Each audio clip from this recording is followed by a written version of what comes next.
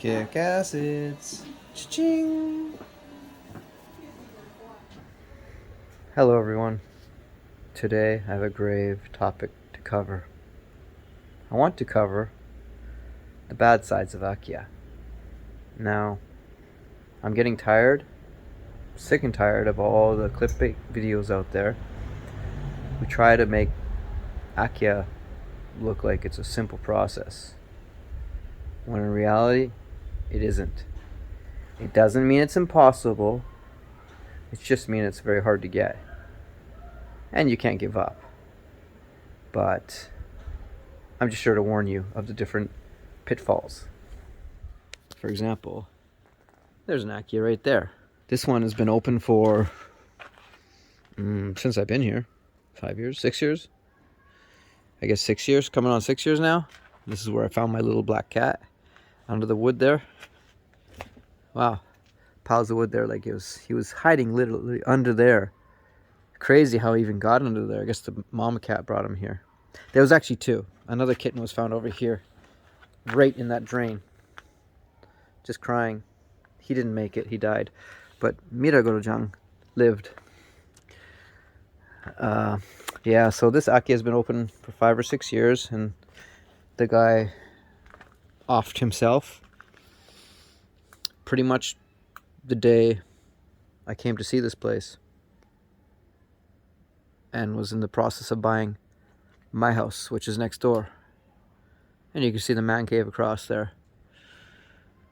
Anyhow, I mean, for this place, I'd like to get it. I don't need it, but just because it's connected to my land. But I can't because the city hall hasn't been able to pass this on to somebody. So you can see all the mail down there. Well, I put some of that down there, but it's just gathering slowly over the years. But yeah, anyhow, I tried to research from the city hall, but they still haven't found any people, relatives, to give the house to, so it's kind of stuck in limbo. So I'm just in the waiting game right now to see what happens. And they found his remaining bones. Was it last year now? Maybe over a year. It was probably over a year now that I made that video. And the only reason they found it is because that tree in the back there was going over the edge, and they were building new houses over there, and they had to cut the tree. So finally somebody came to talk to the people here, and they wouldn't listen to me all the years when I said something's wrong. Always take something else, I guess. Anyhow, suddenly 10 city office people and 10 police were in front of my house, and they brought out a little bag of bones and a rope. So you get the picture. Yeah. And you may be wondering why he did it. Well, I think he was depressed because this house is on the market for peanuts. And that's plural, peanuts. And people came here and they barely offered him the shell of one peanut. As you can see, it's not in great condition, and he really screwed up the entrance, making his custom-made parking lot here. It's really odd. And he turned this into his main entrance using that, which is really weird. Okay, so it was really, really Mickey Mouse. It's still standing, barely. It's getting worse over the years. I mean, look at that over there. You can see the aircon over there in the edge. That wasn't caving in before. Now it is, so it's scary. But anyhow, let me get on with the few negatives or hard parts about getting an Akiya. So bear with me, folks. Alright, so here we're going to go over the negative points about Akiya. Now, I hate to be negative, obviously. I love all kinds of properties in Japan. But the truth of the matter is that it's not always easy to get some properties in Japan. Now, the simplest thing I could say is that properties are divided between Akiya and normal properties because of the sites. But in reality, they're all just properties. And even on Akiya banks, the properties still have some sort of agent attached to them who's going to help with the paperwork at the end anyways. Because the seller is not going to work with you directly. It's a lot of stuff. And that's where I come in and help as well with the language, because it's not easy. Especially on an Akiya, there's more details to it than a normal property, say in Tokyo. But anyhow, this leads us to our first negative point. Hard part, I should say. I don't want to say negative, but just the reality of it. I'll call them negative points or hard points or difficulty points. Anyhow, number one is actually contacting people from the Akiya bank. So if you find a property, like say on a site like this, I'm using the Akiya for at home, Akiya bank at home. And say you're interested in a specific property, you have to contact that city hall, and you have to use Japanese. I mean, some may speak English, but most don't. And you can use Google Translate. That's the first time you can get away with Google Translate on your own. And somehow, if you create a good connection and they like you, they may allow you to see a property. Now, you got to remember, because there's no agents attached to these houses, that you're going to have to get there on your own. So that could be negative part number two. There's nobody to take you there. But anyhow, back to point one, is that you have to get an okay from the city hall to go to a specific property. And they may not even show you more than one. They might limit it to one. This is something you just do and learn as you're doing it and dealing with that specific person. And that's assuming he likes you. He might not even respond to you, because he might just think about the future potential problems that will arise without not being able to speak Japanese. Obviously, if you speak Japanese, or if I'm helping you do it, then it's going to go really smooth for sure. But if you go on your own with no Japanese, they might just shut the door at step one. So you never know. Okay, so say you pass the first step, then you still got to get there on your own. And they'll usually meet you at the property, and the agent will also meet you there. And maybe sometimes some other people. Like one of my recent clients, when we went to see an Akiya together, there were 6 people there. There were 2 people from the city hall, 2 agents, an actual guy from the neighborhood who takes care of the neighborhood, who's considered the leader of the neighborhood, and the seller. There were 6 of us, so it felt like an interview. So that's not easy. Point number 3 would be, let's say, language. It's tough. If you don't speak the Japanese language, you're definitely going to need me to help you. You can try on your own, but they'll usually shut you down. Like, they won't even start with you to begin with. If you don't have any help, they're usually not going to work with you. It's just too much, because there's so many steps in the future. It's not like they're thinking about getting past the first barrier with you. They're thinking about the whole process to the end. And how hard is it going to be to deal with somebody who doesn't speak Japanese through all the different steps to the end, and not even knowing if there's going to be any debacles or something that happens during the whole process. So these are things they worry about. And even stuff that happens after the purchase is done. They can't handle complaints. So yeah, language is a huge issue. And this is a huge part I help my clients with. And even then, it's not 100% guaranteed, I'll tell you that. But it takes your percentage from 3% success to 80% success. I do my best.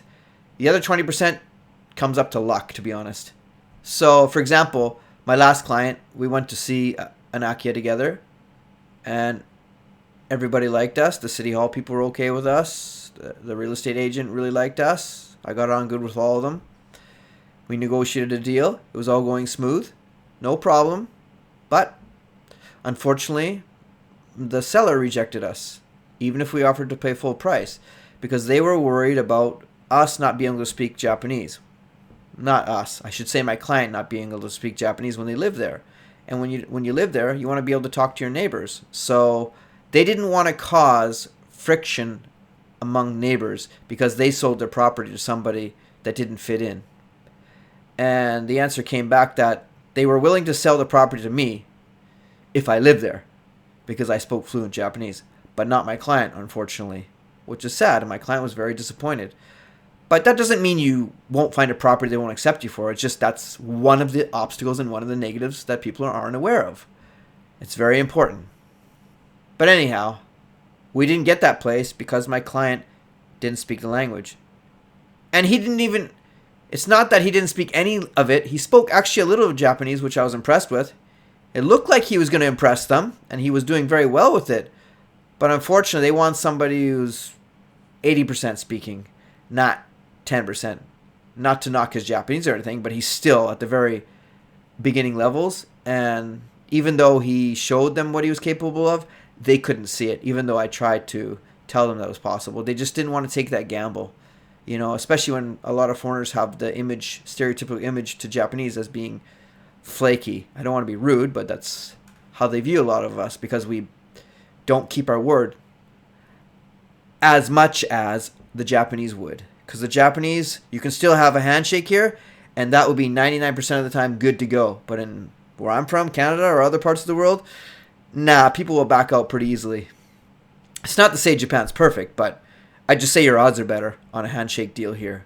So they have a hard time trusting foreigners in that sense. So even if you tell them, yeah, I'm going to study hard, you know, they see you there. They want to see you at the point where you're already at the level. So they would have accepted my level, but not his. So that's where language is a big thing. Okay, point number 4. Another thing about Akiya. A lot of them come with a massive amount of land, which is a good thing. Great. And sometimes they have a bunch of different plots with different labels on them. It's not like one plot of land and a house on it. There could be like sections of plots broken up. Like one of my houses I bought in Ishikawa-ken has 5 or 6 plots. It's just insane. And they all have different labels. And one of these labels is farmland. Okay? So with farmland in Japan, they don't want to just sell it to any person. It's not normal land. They want people to take care of the land. So they want people who are able to farm it and they can trust will actually take care of it so the weeds don't grow or don't bother the neighborhood. Now, each area is different, obviously, and some areas have more farmland than others, as more are on hills, but it is an issue, and a lot of the properties do come with giant plots of farmland. Now, the good thing about farmland is that it's dirt cheap. And what they worry about is people buying the farmland and changing it into residential land, which raises your taxes. When I say farmland is cheap, I mean it's cheap to buy, and it's also very, very cheap on taxes. So that's another issue. And another client I have really liked a property that had a lot of farmland with it. And even though he was a capable farmer in his own country, not a professional, but very capable, he had his own stuff he was growing on his land over there. And he showed pictures to the city hall and everything. And the city hall had a meeting, and they rejected him. So this is an issue you have to worry about. It could be just luck in the sense that those people were just stricter than other people. Yes, this is a case because some properties don't worry as much, but there's the neighborhoods worrying about whether you're going to take care of the land so weeds don't grow on it. And then there's some areas that really want you to farm the land. So it's hit and miss depending on the property. You know, it doesn't mean you can't get properties or farmland. It's just different between each property. So if you could pull it off, consider yourself lucky. You know, even for me living here, they want you to live in that property the full year. They don't want a foreigner buying an Akiya and coming here a half a year, and even though they say they'll take care of it, it's still not enough in some cases. So that's an issue you have to be worried about. Okay, another bad thing. Number 5 is a lot of companies don't support foreigners. Sad to say, but they might not even work with you. It's not a racist thing or something with the agent.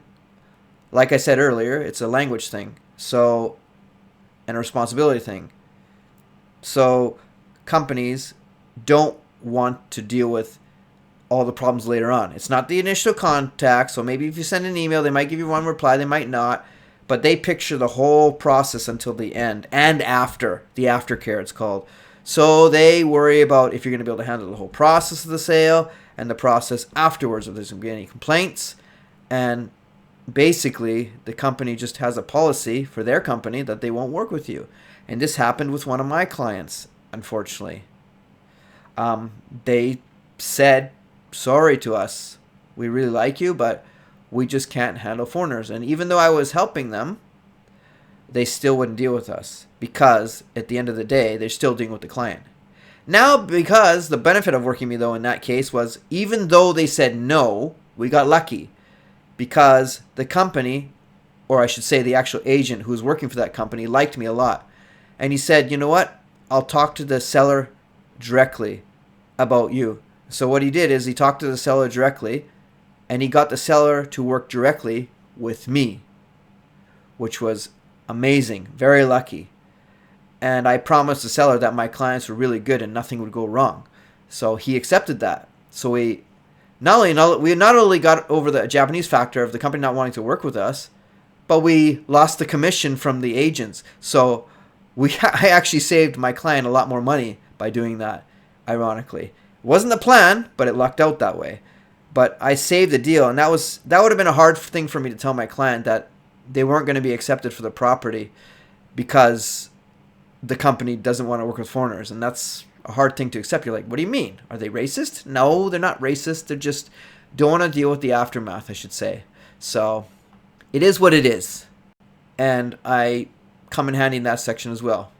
I sound like I'm promoting myself here, but I can't guarantee everything 100%, but I'll do my best to get you to that finish line, that's for sure.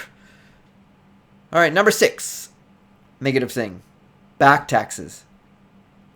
Now, what I mean by back taxes is on a property in Akiya where it's still owned by somebody. Now, just the word Akiya doesn't mean nobody owns it or it's been abandoned and like they can't find the people. There's a lot of properties that are owned by people. They just don't go back to it.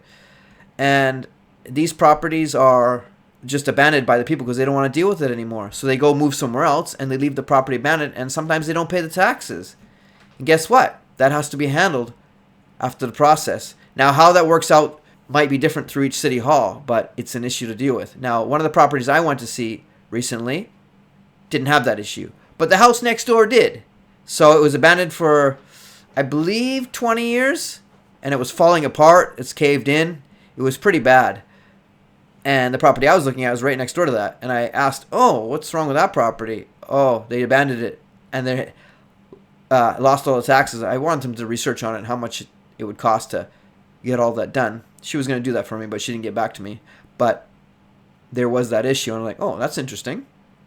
So it's something else to consider. Are you willing to pay off those back taxes? Or all those strata fees if it's a condo? I've seen that too, where the condo fees aren't paid, and you got to owe that money. Somebody's got to come up with it. You know, maybe the city hall will forgive you for some of it if you're willing to take over. That's something that needs to be discussed for each city hall. I don't know. I can't give you a 100% answer on that. But that's another concern. Okay, number 7, expensive renos. Basically, a lot of Akiya need a lot of work done to them. And usually the less you pay on Akiya, the more you're going to need to pay in renos. You know, as you look at some of the properties here. If you look at this property here, this property is dirt cheap at $5,000, or Goju Mayen, which is $5,000 Canadian, say, $4,000 American. And you can see it's run down and needs some work. It's a small little place as well. So, I mean, every property needs something done. These are not so bad, as you can see here. You got lots of choices in the range. This is in Akita, very far away, so it's very remote. That's why the profit prices are very cheap there. The closer you get to bigger cities like Osaka and Tokyo, or the Kanto area, Kansai and the Kanto area, I want to say, the more expensive your Akiyas are going to be. But if you go to really remote areas like Shikoku or northern Honshu, like in Aomori and stuff like that, the prices are going to come down because you're not connected to bigger cities as much. And this area, this is Okayama, so we have some more here as well. The condition of places are all different. You might get lucky. You know, the outside might be nice still, but the inside needs some work. I usually try to avoid properties where the outside is horrible and the inside's horrible, because you want something that's still going to stand. So I usually, especially me, I look for the roof is the most important part. But you can see properties are between $5,000 and $10,000. But you would actually have to see the properties themselves, and you can have to make a judgment call on how much it's going to cost to repair everything. But it's not easy. It costs money. It takes time, and you never know sometimes what's going to pop up. Like a roof. A roof's going to cost you a lot to repair, right? So, but I usually think, if anything, if it has a decent frame, then I go for it. I usually avoid things with doesn't have good frames, because that's quite expensive. Might as well build a new house. Okay, so that's what we got here for examples. The next point, number 8, is location. A lot of Akiya are going to be very remotely located, very far from any major city. Not always. It could be very far from an actual station. We don't know. Each property is different. But, I've been to Akiya that are like 30 minutes from a major station. So it is possible. More expensive, obviously. And I've been to Akiya that have been an hour and a half, 2 hours away from a major station. And even further. And sometimes the price doesn't change. Sometimes it does. It's just a variety of things, It's not like Canada or America where a lot of prices are exact. In an area, you can have such a range of prices. It depends on the seller, right? But it's just something to consider, that you can't look for, I want an amazing Akiya that's dirt cheap, near the station, near a big city, in great condition. It doesn't exist. There's trade-offs. Your goal is to find a good deal where you can see value. So when I look at Akiya, I always try to find one that has a lot of good points to it, and I only have to fix some of it up. That way you already can see the value of it, and then you match the price to that. But if you have a complete dump that's in the middle of nowhere and needs tons of money to fix up, and you're just getting the land, well, you're not really gaining anything. You're not gaining any value in the actual property itself. I mean, you're getting the land if you get it for cheap, obviously. But if you get a house that's in decent condition for a good price, you're already gaining, because you don't have to fix as much. Now, obviously, if you like a certain area, then you won't be as picky, but it's an issue. Number 9 is the neighbors. Like I said earlier, when you buy an Akiya, you move in, the neighbors want to speak to you in Japanese. So this is why some city halls and people or sellers won't sell to you, because of dealing with the neighbors. They want to keep their communities strong and keep them alive. I mean, you can convince them that you're going to be good to the community, and a lot of them will accept you, but just be aware that some might not. And of course, the process is easier when you're married to a Japanese wife. But if you're a foreigner coming over here as a single guy trying to live in an Akiya in the middle of nowhere, it might look awkward. It's not impossible. It's just something to be aware of. Next, we have number 10, I believe it is, property management. Who's going to take care of your property when you're not there? Properties get damaged naturally or by disasters or whatever. They just, over time, the wear and tear kicks in, mold and stuff like that. These are things you have to be concerned about. So a good idea is to rent them out when you're not there, but then again, you have to deal with the tenants after. So it's up to you how you do with that. That's just an issue you have to be aware of. You can leave your property open if you want, but who knows what's going to happen when you're not there. So basically, I'd recommend hiring a company to take care of your property that's near that local area. I mean, I help clients take care of properties in remote on taxes and stuff like that, but to actually go to the property is impossible. So it's better to hire somebody in the area, and they'll charge you some fee or 5% or whatever. I don't know. It depends on what your deal is with them and what you expect from them. Doesn't always mean it's possible. It's just something you have to consider, because if you leave your property empty long enough, who knows what's going to happen. The next point is a visa. With visas, you don't get one. You don't get a visa with a property, unfortunately. You have to find a different way. So if you come over expecting to get a property and just moving to your house and living here, it's not going to work. You can come 180 days a year. I think it's 90 and 90. So if you're okay with that, then fine. I mean, it's great. Why not? But eventually you have to find a way to get a visa. Getting married, investing into a company here, or there's different avenues to do that. I'm not covering that in this video, but that's just something to be aware of. And the final point is that Akiya are not dirt cheap, okay? 50-cent Akiya. The over-exaggerated clickbait videos are very annoying. And that's the whole reason I made this video, is because I cannot stand those. Promoting stuff. I have to keep re-educating people that it's not the reality, okay? Look at this property here. This property is only 71 meters squared. It's quite small for an Akiya, to be honest. It's like, yeah, it's like a city house. And the land is okay. It's not bad. For an Akiya, I've seen a lot of Akiyas have bigger lands. I mean, this land is smaller. 78. Okay? Like that. And it doesn't even have distances to the station. Oh, this one has distance. This is 40-minute walk to the nearest station in the middle of nowhere. Okay? This one's a 1.8 kilometer drive, which is not bad. That's why it's that. But this one's 7-minute walk to a bus stop. I believe that's what it is. So they all have different things. This is not bad. 11 minutes to a walk to a station. That's pretty cool. Okay? These are things to be considered about. Oh, this one's massive. But it's a 28-minute drive to the nearest station. 20-minute drive, not walk, a drive to the nearest station. It's far. Okay? So, as you can see here, even though it's far and run down, some of these properties are not bad, but they're still not free. You're still paying money for these properties. And these are actually some decent deals. I look at ones in areas that are closer to bigger cities, like Kanazawa, Osaka, and Tokyo and Nagano. Those areas, the properties are more expensive because they're closer to bigger cities, where this is Akita, which is not that populated as of an area. And Okayama has some deals as well, too. Okayama is actually not bad. That's a pretty good city. But Okayama is a big prefecture, so these are probably like way out there. Oh, this one's actually 1 minute from a station. That's pretty cool. But there's quite a range. But my point is that you're going to pay for properties. You can't expect 50-cent properties. I say it depends on what you want. I mean, the good news is that there's a lot of options under $100,000. Like, you'll have a lot of choice. Under $20,000, your choices are going to be minimal, and you're probably not going to get something you like. You might. There's possibilities. But it really depends on what you're looking for. If you're looking for something gorgeous, that's easier to work with and stuff, and it's an Akiya, then you can still find something closer to the 100K range. No problem. There's a lot of good potential out there. And the bigger your budget, the more chances you have.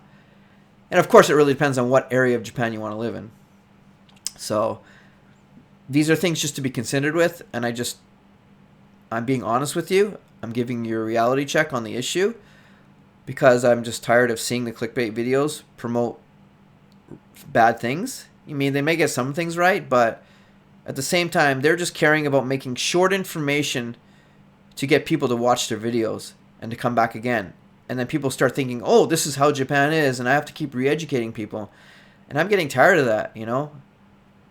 I'm straight with my clients. They ask me for help, and I give them the honest answers. I educate them on everything, re-educate them on some stuff, and we get them what they want, you know? Sometimes it's the first property they want. Sometimes they have to look at a few, you know? But the good news is that even though I covered all this negative stuff to give you a reality check, there's a lot of positives to why to buy a property in Japan. And one being that Japan is such a wonderful country to live in. It's an amazing country. And just owning a piece of property, a piece of land in this country is amazing. And being able to actually do that is also amazing. They don't say no to foreigners. It's hard, but they don't say no. So that's great. And of course, the biggest point is that it's cheap. Can you imagine buying properties at this price in your own country? Give me a fucking break. You're like, are you missing a few zeros on those prices? So that's the reality of it. And maybe one day it might change, you know? I mean, people are brainwashed to think, oh, the population's going down. That's why it's this and that and blah, blah, blah. But what happens if Japan suddenly changed? What happens if there's an influx of people? What happens if people started pumping out babies like nuts? Who knows? Buy low, sell high. Pretty simple. It's not a hard concept. I don't know why I have to educate people on that. Just, you know, why would I overpay for a place? People are so bandwagonish where they jump on, oh yeah, Vancouver's expensive now because it's supposed to be. Then why wasn't it expensive 40 years ago? You know, it went up in the last 20 years massively. And Japan was massively expensive 40 years ago. And now it's dirt cheap. So learn, people. You know, today is today. Take advantage of it. And some other great points about owning an Akiya in the middle of nowhere is that it's peaceful, lots of nature, gorgeous surroundings, pretty clean. And you might like being part of a small community because you'll be an important part of it. You'll stick out and you'll be actually important to that community. And of course, cheap land. So overall, there's a lot of potential. But I just wanted to make sure you understood all the stuff, negative stuff, before you just jump on the boat. And obviously, I'm here to help you the best I can. But I want to give you a heads up so you just don't jump in and expect me to create some magic for you. Like I said, 80% I can get you there. It's that last 20% that you need some luck to be accepted for the neighborhood, for the language thing, to be accepted for the farmland, and that they want actual people living in that area. And that's it, folks. So I hope I taught you something useful today, and have yourself a great day or night. Bye.